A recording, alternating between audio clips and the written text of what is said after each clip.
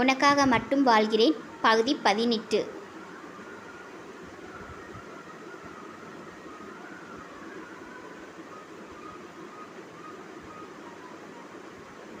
முடிந்தவரை தனது தனிமையிலிருந்து தன்னை விடுவித்துக் கொள்ளவே வானதி வினயாவுடன் தன்னை இணைத்து கொண்டாள் சிந்துஜா.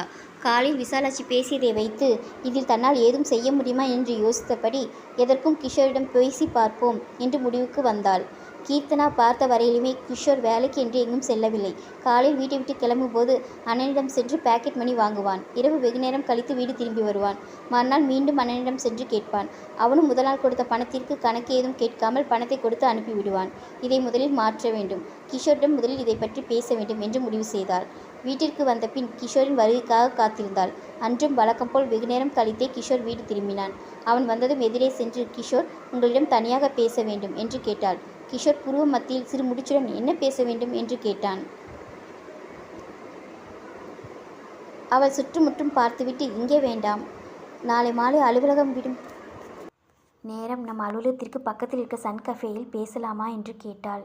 சரி என்றவாறு கிஷோர் தன் அறைக்குள் நுழைந்தான். என்ன பேசப் போகிறாள் என்று யோசித்தபடி உறங்கியும் போனான்.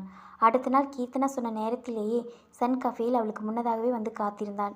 கீர்த்தனாவும் அவனை அதிக நேரம் காத்திருக்க வைக்காமல் சீக்கிரமாகவே வந்து சேர்ந்தாள். ஹாய் கிஷோர், சாரி லேட் ஆயிடுச்சு, வந்து ரொம்ப நேரம் ஆகிவிட்டதா என்று கேட்டபடியே அவனுக்கு எதிரே அமர்ந்தாள். இல்லை இல்லை, இப்போதுதான் வந்தேன் என்றவாறு அவள் முகத்தை பார்த்தான். தானாகவே வந்து ஒரு ஆண்மகனிடம் இப்படி பேசுகிறவள் இல்லை கீர்த்தனா என்று கிஷோருக்கு நன்றாக தெரியும். ஏதோ முக்கியமான விஷயத்தை பற்றி பேசப் போகிறாள் என்பதை புரிந்து கொண்டான். சொல்லுங்க கீர்த்தனா, என்ன விஷயம் என்று கேட்டான். எப்படி ஆரம்பிப்பது என்று சிலரிடம் யோசித்துவிட்டு ஆரம்பித்தாள். நீங்கள் ஸ்ரீஜாவை காதலிக்கிறீர்களா என்று கேட்டாள். இந்த கேள்வியை சற்றும் எதிர்பாராததால் சிறிது தடுமாறினான்.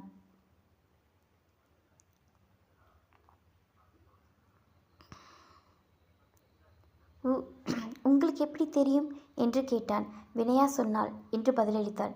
நினைச்சேன் அந்த வாளுதான் சொல்லியிருப்பான்னு என்று விட்டு ஆமாம் என்றான்.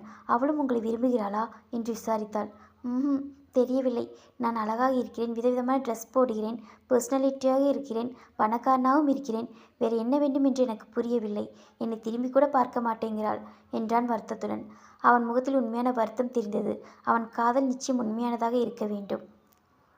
அதற்குள் ஆர்டர் கேட்க சர்வர் வந்து நிற்க 2 பீட்சாவும் காஃபியும் ஆர்டர் செய்தனர்.